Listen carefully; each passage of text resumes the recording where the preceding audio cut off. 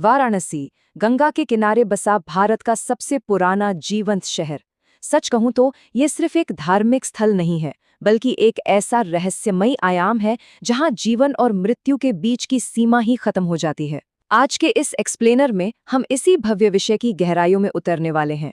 आज हम काशी विश्वनाथ मंदिर की उस वास्तुकला, इसके उथल-पुथल भरे इतिहास और उन गहरे रहस्यों की परतें खोलेंगे जो सदियों से इसके भीतर दबे हैं।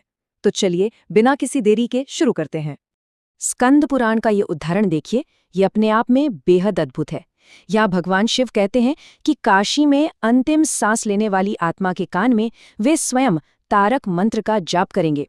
तारक का सीधा सा अर्थ है पार करना, यानी ये मंत्र आत्मा को जन्म मृत्यु के इस संसारिक चक्र से हमेशा के लिए आजाद कर देता है। सोचिए, ये कोई सामान्य बात नहीं है। ये काशी को एक ऐसे अंतरायामी स्थान के रूप में स्थापित करता है जहां मृत्यु का मतलब अंत नहीं, बल्कि असल में मोक्ष की शुरुआत है। और इसी विचार से जुड़ी है अविमुक्त क्षेत्र की अवधारणा। प्राचीन ग्रंथों की माने तो काशी वो क्षेत्र है जिसे भगवान शिव ने कभी नहीं छोड़ा। ये एक शाश्वत आध्यात्मिक डायमेंशन है। सबसे दिलचस्प बात यह है कि यहाँ जीवन, मृत्यु और समय के वो सामान्य नियम लागू ही नहीं होते जो बाकी दुनिया पर होते हैं। और यही कारण है कि यह मान्यता इतनी गहरी है कि यहाँ शरीर त्यागने पर इंसान का पुनर्जन्म नहीं होता, बल्कि उसे सीधे मोक्ष मिल जाता है। तो आज हम किन अहम बातों पर गौर करेंगे?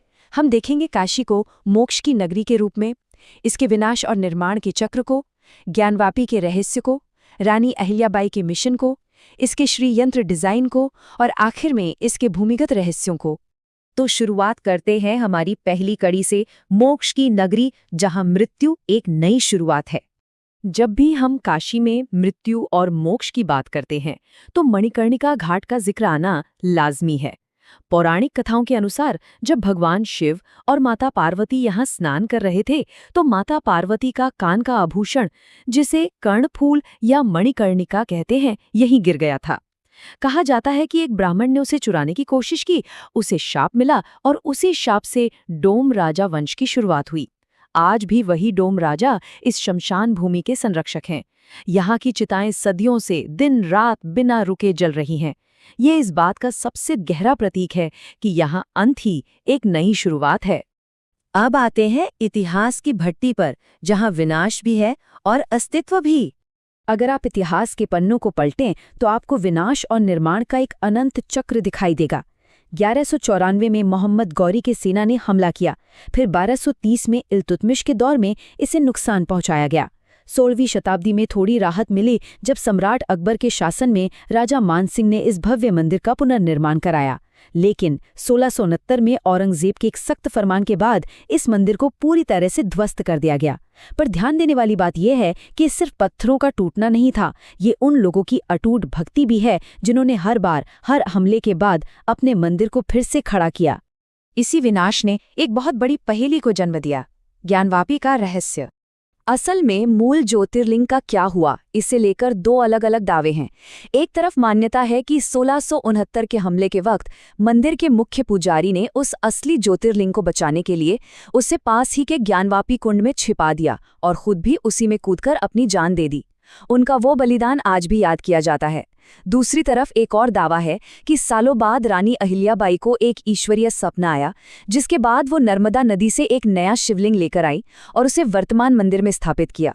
अब मूल ज्योतिर्लिंग असल में कहाँ है, ये आज भी एक बहुत बड़ा ऐतिहासिक रहस्य है।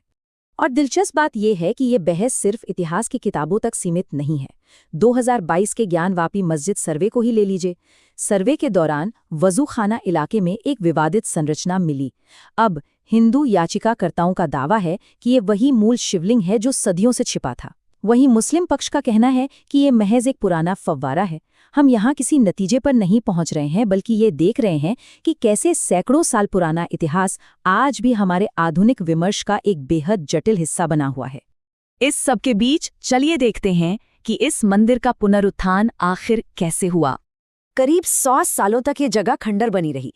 फिर 1780 में मालवा की रानी अहिल्याबाई होलकर ने एक बहुत ही कूटनीतिक फैसला लिया। चूंकि मूल स्थान पर एक मस्जिद बन चुकी थी, उन्होंने ठीक उसके बगल में एक नया और भव्य मंदिर बनवाने का बीड़ा उठाया और उनके इस एक कदम ने पूरे देश को जोड़ दिया।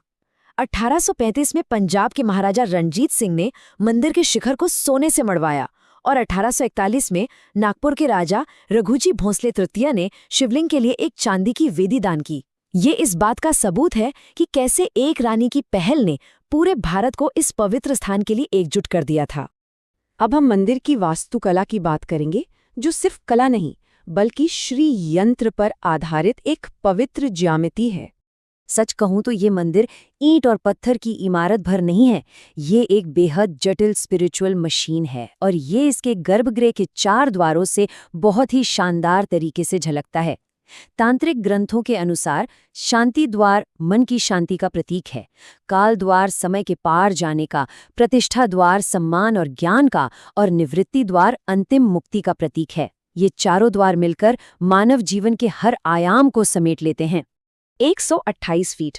क्या आप जानते हैं कि नागर वास्तुकला शैली में बनी इस मंदिर के सोने से जड़े हुए शिखर की ये सटीक ऊंचाई कोई इत्तेफाक नहीं है? प्राचीन वास्तु विज्ञान में 128 को शक्ति का एक विशिष्ट कॉस्मिक नंबर माना जाता है। इस मंदिर का हर एक कोना, हर एक अनुपात बहुत ही सावधानी से ब्रह्मांडीय सिद्धांतों के आधार पर मापा गया है। इसी तरह एक और बहुत ही रहस्यमयी संख्या है 108। यह पवित्र पंचकोशी यात्रा के 5 परिक्रमा पथ हैं और अगर आप ध्यान दें तो इन पथों के किनारे ठीक 108 प्राचीन मंदिर स्थापित हैं। ये पवित्र संख्या ब्रह्मांड की पूर्णता और उदय, मध्य और अस्त के लौकिक चक्र को दर्शाती है। और इस आर्किटेक्चरल डेटा को पूरा करती है एक और खास संख्या 56। पूरे मंदिर परिसर में 56 विनायक यानी भगवान गणेश के छोटे मंदिर एक खास क्रम में स्थापित हैं। इन्हें 8 दिशाओं में 7-7 के समूह में बांटा गया है। ये मिलकर एक ऐसा एनर्जी ग्रिड बनाता है जिसे इंसान की चेतना को ऊंचा उठाने के लिए ही डिजाइन किया गया था।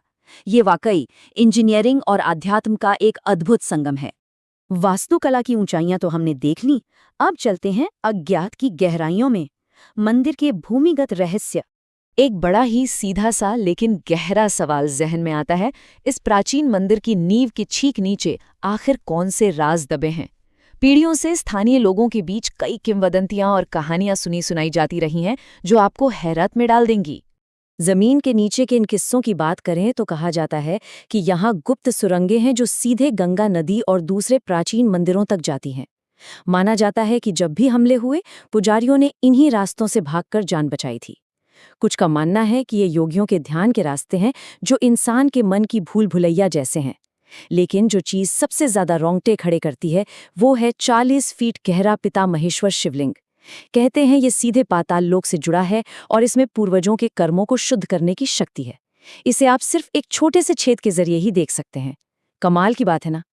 अब आप शायद सोचें कि ये सब सिर्फ मनगढ़ंत कहानियां हैं। जी नहीं।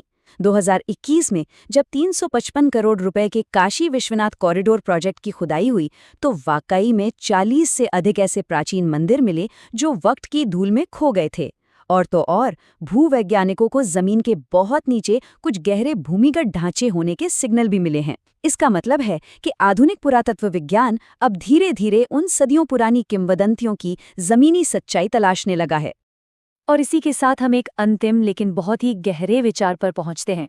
जैसे जैसे आधुनिक विज्ञान और हमारा प्राचीन विश्वास एक ही बिंदु पर आकर मिल रहे हैं, क्या काशी के अंतिम रहस्य कभी पूरी तरह से हमारे सामने आ पाएंगे या फिर उन्हें हमेशा के लिए एक शाश्वत रहस्य ही बने रहना है? काशी विश्वनाथ का ये बहुस्तरीय रहस्य, इसके छिपे हुए कुंड, वो रहस्यमयी सुरंगें और इसका अद्भुत ब्रह्मांडीय विज्ञान हमारी समझ को हमेशा चुनौती देते रहेंगे। आज के इस एक्सप्लेनर में हमारे साथ जुड़ने के लिए बहुत बहुत धन्यवाद। उम्मीद है आपको ये सफ़र रोमांचक लगा होगा।